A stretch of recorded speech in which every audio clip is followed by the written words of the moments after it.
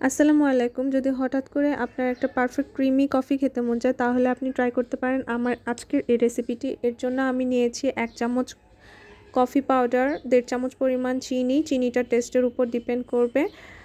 এবার গরম পানি নিয়ে নিলাম ১ চামচ থেকেও অল্প।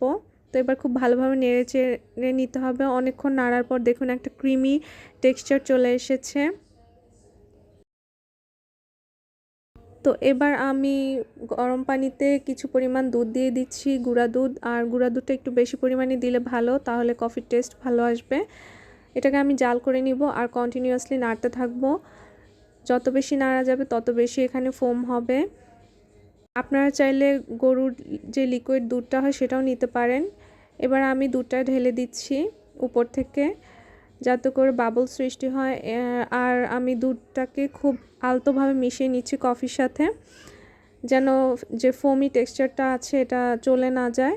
তো কফি রেডি। এবার আমি গার্নিশিংয়ের জন্য উপর থেকে সামান্য কফি পাউডার ছিটিয়ে একটু সাজিয়ে দিচ্ছি, যাতে দেখতে ভালো লাগে। তো তৈরি হয়ে গেল আমার আজকের ক্রিমি একটা পারফেক্ট কফি, যেটা কিনা বানানো খুবই সহজ আর কোনো ঝামেলাও নেই। আপনারা চাইলে বাসায় একবার বানিয়ে দেখতে পারেন। তো আশা করছি আমার আজকের রেসিপি ভালো লেগেছে। আল্লাহ হাফেজ।